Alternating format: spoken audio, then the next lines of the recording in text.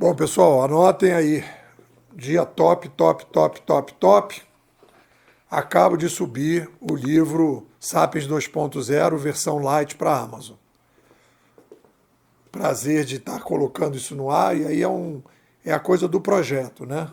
A gente coloquei, quer dizer, isso são novidades desse ano da Bimodage. Primeiro semestre eu não fazia isso, introduzi a ideia de escrever o texto todo no Google Docs, que antigamente o epicentro era o blog. Aliás, estou aqui na lista aqui dos artigos, né? Vou fazer um artigo sobre o conceituador 2.0, como desenvolver pesquisas independentes na civilização 2.0, né? Na nova civilização, talvez. E esses são os exercícios.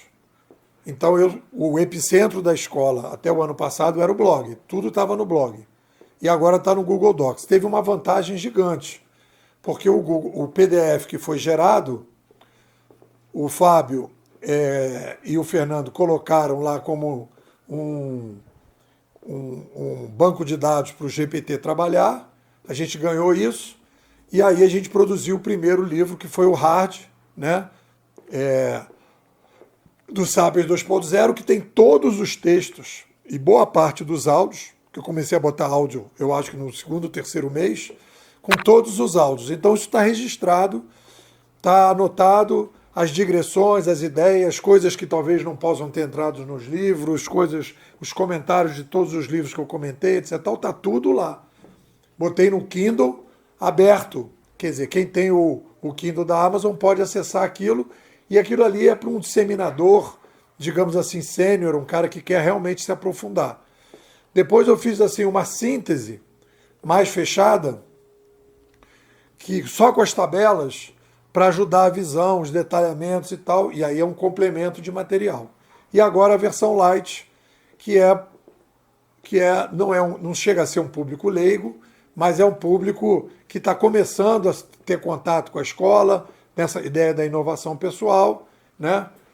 Contei algumas histórias e tal. Não acho que o livro está fechado, agora terminou, etc. Tal. Eu acho que vale a pena, nesse caso do livro light, o primeiro não, que é um histórico da escrita, né? O segundo, das tabelas, talvez possa se fazer uma atualização. E esse, eu acho que, sei lá, quando começar o próximo semestre, pode dar uma revisada e tal, e quem sabe procurar uma editora bacana e tal, né? Não a que eu trabalhei, que eu acho que é muito burocrática, mas uma editora que talvez se interesse em colocar o livro. Aí a gente pode dar uma espécie assim de ajuste e colocar. Mas, de qualquer maneira, ele está pronto, e a gente já em novembro já tem esse que está pronto. E agora a minha próxima jornada é esse da Mente Centenária. Já criei um grupo da Mente Centenária, já criei um grupo, algumas pessoas inclusive viram o áudio, eu botei meu celular, já estão me mandando mensagem, estão querendo entrar para participar do projeto. Já estou começando a expandir, não só aqui em Teresópolis, mas em outras cidades. Então está devagarinho, não estou com pressa, e a coisa vai caminhando, né? Bom, o que a gente pode comentar desse livro? Primeiro, o prefácio foi do Wagner Fonseca, bimodal, já há bastante tempo. Pedi para o ChatGPT fazer um parágrafo aqui do resumo do prefácio dele, né? Aí diz, o Nepô, através de um podcast, aí ele dizia que me conheceu através de um podcast, né? Quando eu falava de crescimento populacional e revoluções midiáticas, ficou cativado com as ideias, entrou na escola, né? E agora está envolvido com as criações, né? Compreende a complexidade da transição para o mundo digital descentralizado, destacando a importância da agilidade, da adaptabilidade e responsabilidade. Foi um prefácio bem legal, e fico contente de estar, né, incentivando aí o Wagner a colocar o prefácio, culminando aí o trabalho aí de janeiro para cá, fechando um ciclo, né, da inovação pessoal. A gente conclui esse processo, a gente diz, olha, mais ou menos o que eu penso da inovação pessoal é mais ou menos isso aqui, né? Os desafios são esses. Aí, o que está agora na prateleira é o livro com o David do blockchain, é o livro com o Fernando sobre educação 2.0. Tenho aí uma ideia, né, que eu acho que dá para desenvolver um livro, um e-book, né, sobre esse conceituador 2.0, e tem um tema que eu também ainda não abordei, mas que eu acho que seria interessante, que é falar sobre relações 2.0. Eu vou fazer um artigo sobre isso, né, falando de como é as novas relações através de aplicativos. Vivi isso, aprendi muita coisa e acho que vale a pena a gente conversar sobre isso. Bom, então vamos falar um pouco, né, tentar fazer algumas reflexões sobre o novo livro. A primeira coisa é, vamos pegar aqui a organização. Bom, o primeiro passo que eu acho que quando a gente vai falar aí de ajudar as pessoas a ter uma vida mais longa e melhor, a primeira coisa é situar as pessoas no contexto da civilização 2.0, né? E isso eu acho que é talvez assim, é uma unanimidade entre todos os livros que eu li sobre inovação pessoal, todos eles, tem várias coisas que a gente aproveita na segunda parte. Mas essa visão de cenário no contexto que a gente tem a partir do McLuhan e das melhorias que nós fizemos, né, esse contexto as pessoas não têm. Então, por exemplo, esse livro, que eu ainda não acabei de fazer a análise do livro esse do Velho Menino, do Tranjan, né? Vou continuar amanhã. Mas ele vai falar de propósito e tal, e aí, daqui a pouco ele começa a fazer um sucesso danado, o livro vende pra caramba, ele começa a fazer um curso, e aí ele cria a ideia da metanoia, empresas dedicadas à metanoia são empresas que vão procurar a alma, empresas que vão valorizar o ser humano, etc, etc. E está tocando, está funcionando. Mas por que está funcionando? Por que está todo mundo comprando essa ideia? E aí a gente precisa, para uma visão mais ampla, para uma formação mais consistente, a gente precisa chegar e dizer, olha, quando a gente descentraliza, o papo sobre propósito, ele aumenta a demanda e as pessoas começam a falar. Eu acho que o livro do Matt Ridley, que a gente comentou, eu acho que é interessante porque ele vai mostrar que grande parte das inovações, elas são feitas de maneira indutiva. As pessoas vão experimentando, como eu comentei, né? O Uri Levine, que fez o Waze, ele não precisou ler McLuhan para fazer o Waze. O cara do Uber não precisou ler McLuhan para fazer o Waze. Ele foi percebendo as possibilidades, intuitivamente ali, testando no método Startup Enxuta, e fez o Waze, e fez o Uber. Beleza. Agora, a gente precisa entender o que está acontecendo para a gente poder se situar, né? Se situar melhor. Então esse é o primeiro passo, a visão da civilização 2.0. E a segunda parte são uma síntese das recomendações. Aí eu dividi em duas partes.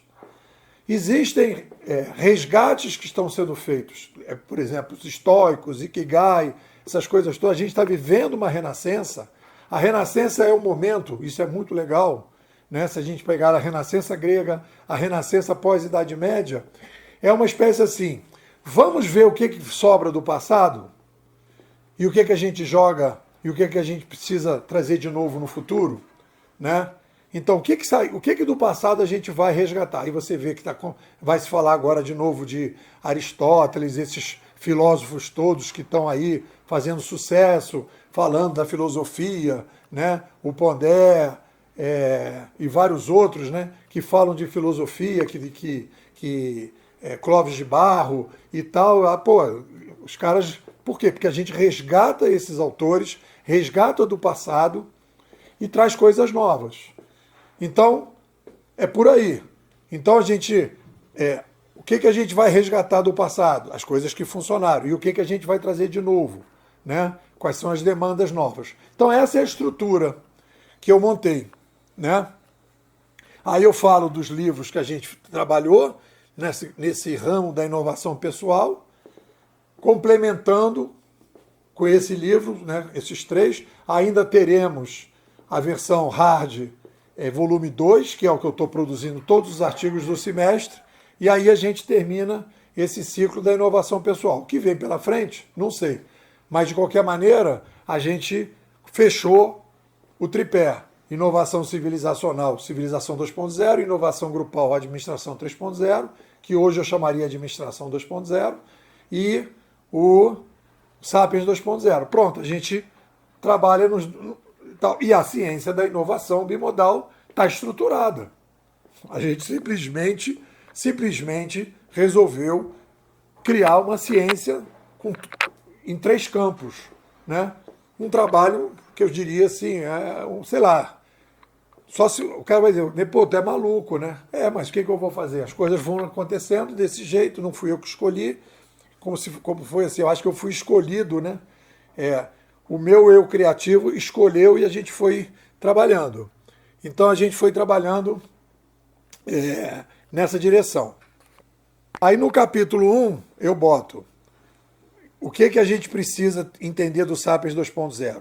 Não estamos mudando muita coisa no Sapiens nesse novo século, ou são apenas mudanças incrementais. Isto é a visão mainstream. Vou repetir. Não estamos mudando muita coisa no Sapiens nesse novo século, apenas mudanças incrementais. Aí eu digo, visão bimodal. Vivemos hoje a chegada do Sapiens 2.0, com necessárias e obrigatórias mudanças disruptivas na forma de sentir, pensar e agir.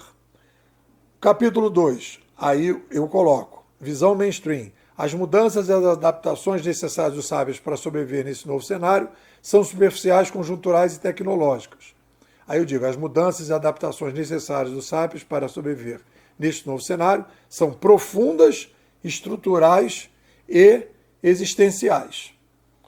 Na parte 2, como viver mais e melhor em um mundo DDI, dinâmico, centralizado e inovador, eu boto dicas do bem viver que resiste ao tempo e se mostram mais fortes, que podem e devem ser utilizadas pelo Sapiens 2.0, e os desafios da migração do Sapiens 1.0 para o 2.0. Então, vamos nessa. Vale ressaltar aí, né, que o Fábio e o Fábio César Mendes Rodrigues Filho, Fernando Celso Vilar Marinho, né, desenvolveram o ChatGPT e eu já usei bastante o ChatGPT para montar a estrutura básica, né, inicial, ou seja, o ChatGPT analisando o banco de dados do Nepô. Então não é um ChatGPT aberto, é um ChatGPT fechado. Eu pedia para eles escrever uma coisa e depois ia só melhorando, o que deu uma acelerada no processo e me deu mais tempo para continuar fazendo as pesquisas, né?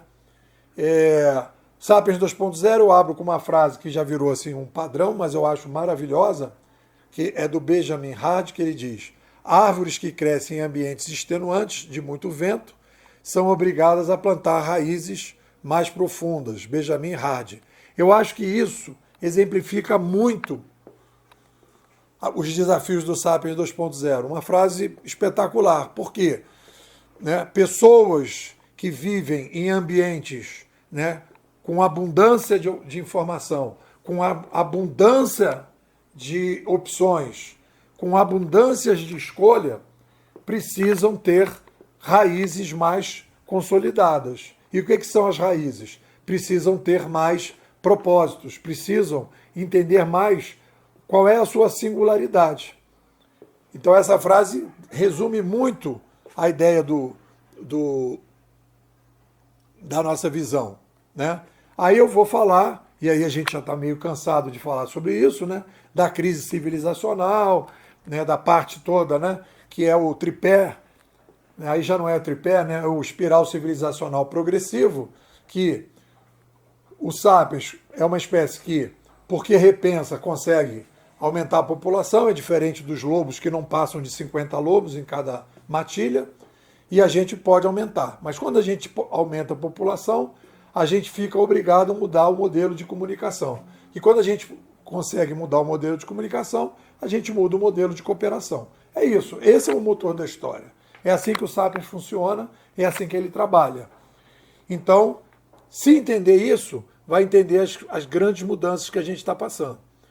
Aí a gente vai falar sobre isso aí eu acho que a gente já bateu bastante, mas a gente precisa situar a galera nisso, né? Quer dizer, então isto é uma novidade dentro da abordagem da inovação pessoal que você só vai encontrar aqui na Bimodais. Você não vai encontrar isso em outros autores. Eles vão falar de tudo isso, mas não vão trabalhar, né, dentro dessa visão que a gente tem. Aí eu botei: as mudanças e adaptações necessárias para viver nesse novo cenário são profundas, estruturais e existenciais.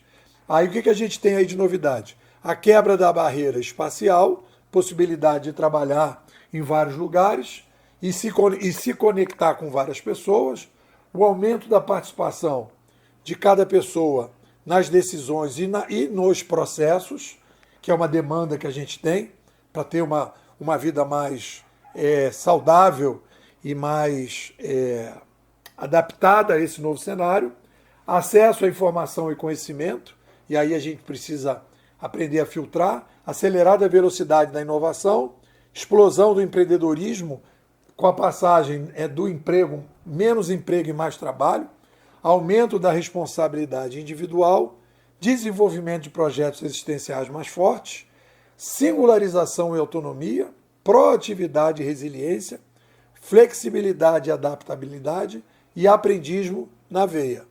Além disso, filtragem de conteúdo, mentalidade empreendedora, ética e sustentabilidade. Então isso faz parte da nova realidade. Já existiam coisas desse tipo do passado? Sim, mas isso se potencializou muito agora. Aí eu faço das dicas do bem viver que resiste ao tempo, que é aquelas coisas que já existiam antes e que a gente precisa adotar. Basicamente, né, sair da zona de preocupação e se concentrar na atuação, controlar as reações, ser coerente, focar no relevante, desenvolver o potencial singular. Aí eu detalho cada uma delas e a gente vai definindo.